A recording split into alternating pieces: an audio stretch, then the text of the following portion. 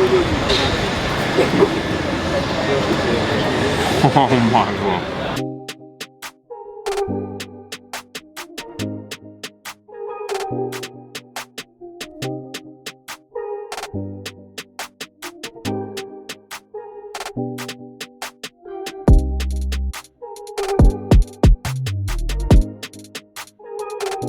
Hello guys, and welcome to Quizine TV, where we quiz the cuisine. This time we're bringing you cuisine in Hungary. We've got a couple of hours on a whistle-stop tour of this magnificent city, Budapest. Now, I'm sure you're aware Budapest is a very historical place that's just full of incredible different cultures. This is one of the great European cities that you must visit. It's got a lovely sort of combination of what you'll find in Western Europe, Central Europe and Eastern Europe, and that is transparent in the food, the culture and some of the architecture around this place. In 2 hours we're going to attempt to show you as many food items as we can. The food scene here is incredible. The Hungarians know a thing or two about their food, and we're super excited to show you. Just behind me, of course, is the Hungarian Parliament, the Budapest building, which is absolutely incredible. This is where we are going to start our food tour. Follow me and let me show you what Hungary has to offer in the realms of the culinary worlds. This is going to be a serious food challenge because we've only got about 2 hours to actually hit the streets of Budapest before we need to rush back to the airport, and we're hoping for the best. There's no room for slip-ups today. Any sort of slip up and we could be in a situation where we miss our flight. Crash, what are we having? Kürtőskalács and Lángos. Here he is, there's Kürtőskalács. Kürtőskalács. Lángos. Kürtőskalács. No, Kürtőskalács. Kürtőskalács. Okay. What is this? Gümüşleves. Gulyás leves. So we got a few things that we need to try. We're still figuring out how to pronounce them.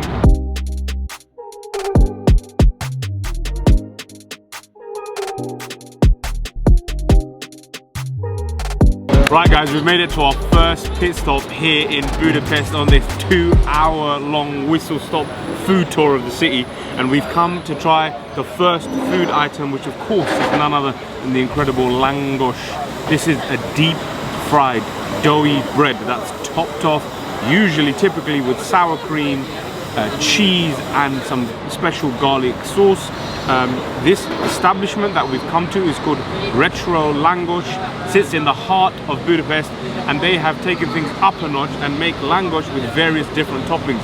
So they almost use the Lángos as a pizza base, where they use various different toppings. There's loads of things on offer, but we've opted for one, which is the vegetarian option, which has got the sour cream and the cheese, but also some jalapenos, some peppers and some tomatoes.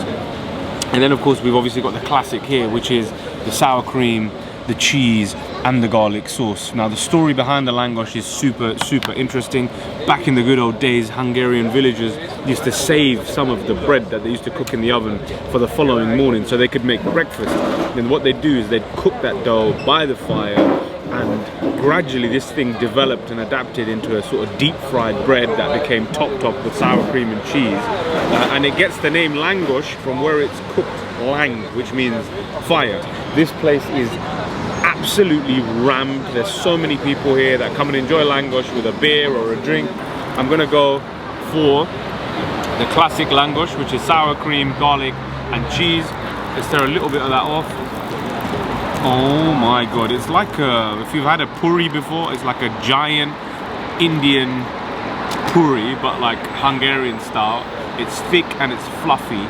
It's super oily, and inside are those simple ingredients. So here goes.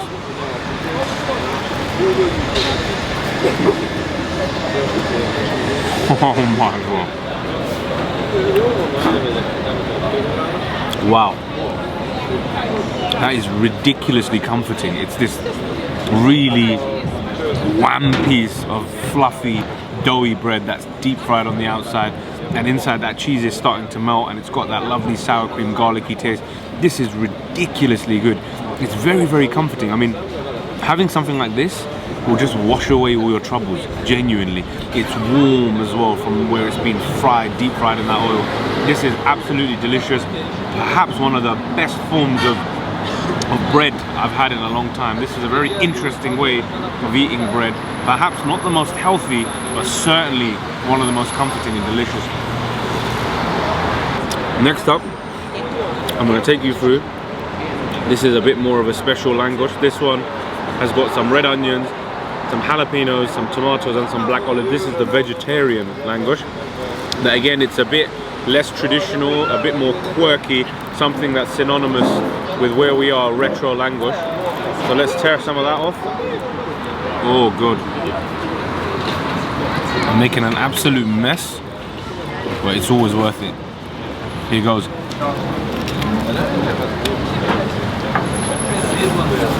Oh,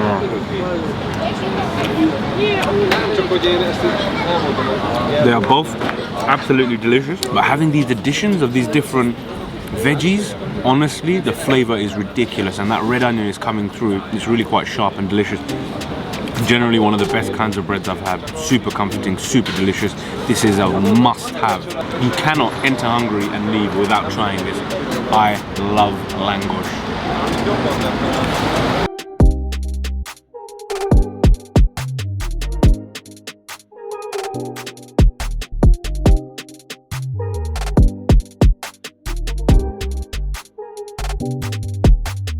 As for our next food item, we're going to be trying something called Kürtőskalács in Hungarian, or in English, the chimney cake.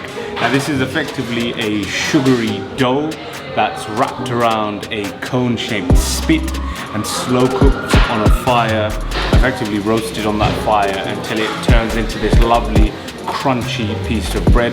I think the most similar thing that I can describe it as is something like a pretzel. It's coated with sugar and cinnamon typically, but this is a very, very traditional Hungarian food, a Hungarian dessert. It's often enjoyed as a snack shared between people. The dough is wrapped around the spit and cooked on the fire, and once that spit is removed from the cone, there's a sort of whiff of smoke that's released. Hence the reason it gets the name in English as the chimney cake. Very, very delicious. I've tried this in London, but nothing beats trying it on the streets of Budapest, the capital of Hungary, which I'm super excited about. We've got two variants. We've got one which is the sort of standard, and then here we've got one that's a little bit different. This one's sprinkled with sugar and some almond nuts, and inside is vanilla ice cream that's topped off with caramel sauce. So this one's a bit more of a sort of innovation, as it were. Let's start with the typical one, the standard Kürtőskalács. You've got to tear bits of the bread off, and if you look immediately, you know you've got a good Kürtőskalács. And on the inside, you've got a lovely, lovely, bouncy, soft bit of bread, but on the outside, it's that ruggedy, crispy texture. Let's get a bit of that. It just tears off so easily. Oh yeah.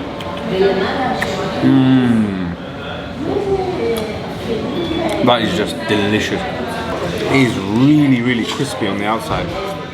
And that cinnamon and that sugar, really, really distinct. You can taste it, but it's not overpowering. You don't feel sick from it. The inside is so, so soft. It literally feels like you're chewing a cloud. And the outside, nice and ruggedy. This chimney cake is delicious. The next thing I'm going to try is a sort of variant of the Kürtőskalács. Inside the cone, inside the little space in the middle, they've put in a little bit of vanilla ice cream.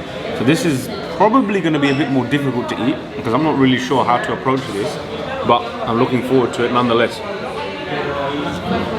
Oh, delicious ice cream. Let's get a little bit of the actual chimney cake out, and a little bit of ice cream. Here goes.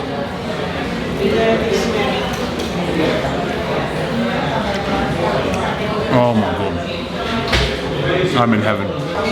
There's a big contrast there between the cold ice cream and the soft, warm Kürtőskalács. The coldness of the ice cream actually firms up the chimney cake here. It makes it a bit more tough. So I think you lose a little bit of the essence of how you should be eating this food, which is nice, warm, crispy and comforting. So I must say I prefer it without the ice cream, but this is a very interesting way of trying it nonetheless. And the almond that's sprinkled outside of this Kürtőskalács is absolutely delicious. This is honestly one of the best desserts I've tried.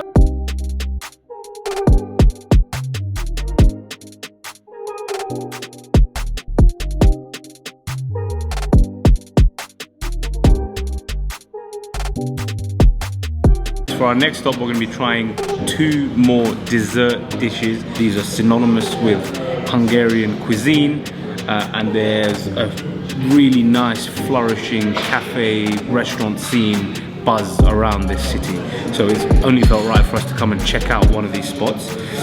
We're here now in a place near Gozdu Udvar, which is actually the Jewish quarters of Budapest in Hungary.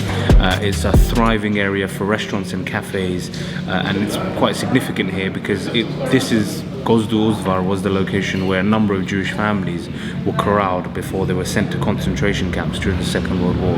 So there is a huge significance for the Jewish community here, and you know, you can see how long and ingrained and entrenched they are with the history of not just Europe but also Hungary, through the fact that some of their food items now are effectively national food items. So what we're going to try now is something called the Flódni. And this Flódni, this cake, is basically a traditional Jewish pastry. There's 4 layers to it. The filling consists of poppy, walnut, apple and plum jam, and that's basically separated with a layer of buttery pastry. And all of these different food items are supposed to represent different flavors on the taste buds. You've got the flavors of tart, bitter, sweet, and they all sort of meld together in this national dish of Hungary. Here goes. Fork in there, quite a firm texture, loads of different things in there. Like I said, walnut, plum, jam.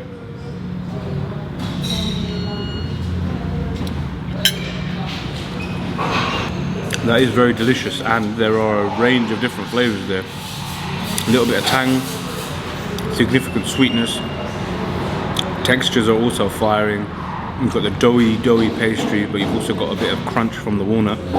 It's very, very delicious. It does taste a bit similar to a mince pie actually that you might have at Christmas in the UK. But genuinely, very, very delicious. And actually, it is quite a complex combination of different flavors. So I'm not even going to try and pronounce what this next cake is called. It's beyond me. But this again is a very, very traditional Hungarian dessert dish. This actually recently, in 2022, actually won Hungarian Cake of the Year. So it's hip and trendy, and certainly what everyone's talking about at the moment. Now effectively what this cake is a combination of chocolate, cinnamon, and there's a spiced caramelized plum mousse here as well. It uses a very popular fruit in Hungary, which is the plum, and turns that into a decadent, luxurious cake. And it's that plum mousse which is very much provides a distinctive flavor to this particular cake. The base is a sort of almost like a biscuity, doughy cake, and then each layer has some of that chocolate mousse, some of that plum mousse, and then more of that cake formulation. Let's try a bit of this, see what we're dealing with here. Hungarian luxury dessert in the Jewish quarters here in Budapest. Oh wow, that's actually delicious. The plum is very, very distinct, and it's quite tangy. It's quite acidic as well, but on top of this lovely cakey base, it works very well. And there's quite a few textures there. There's obviously the creaminess from the mousse. They've got the cake, which has a little bit of crunch, and there's, I think with that is some nuts as well, so there's a little bit of crunch. But this is very, very delicious.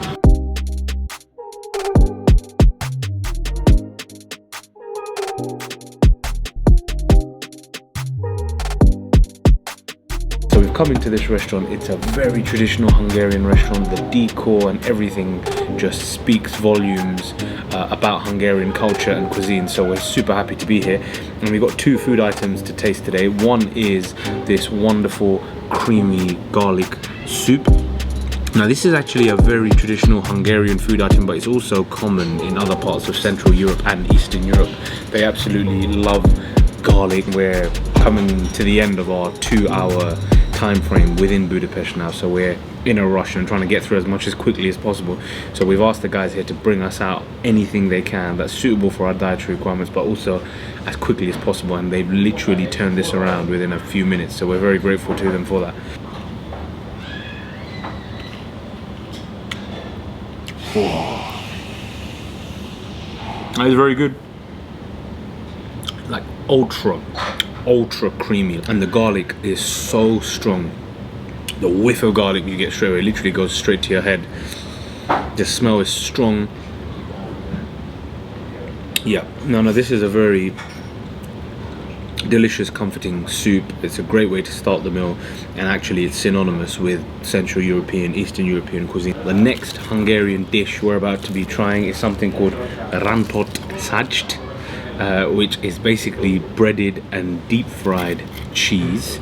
The cheese that they use here is a Hungarian artisan cheese, but you can use Edam, you can use Gouda.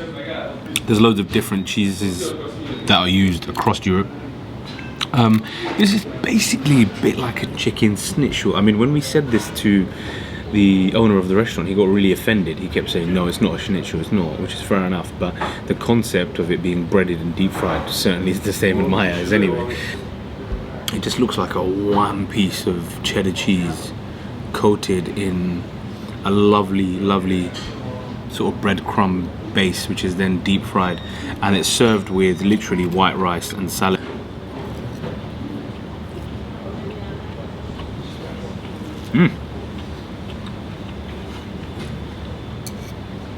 That's actually pretty good. The cheese is quite rubbery, almost halloumi-like, which makes sense because if you're going to deep fry it, you have to make sure it doesn't melt. You can hear how crispy the cheese is. The breaded, deep fried content outside the cheese is super crispy and delicious. The cheese is lovely, filling, substantial, and look, it goes with plain rice. It's, to be honest, with flavors, it's not flavors galore. I always find in Europe actually there's not a lot of flavors and a lot of spices, but the produce is generally quite good. It's quite simple, but depending on how good the produce is, that will determine how tasty the meal is.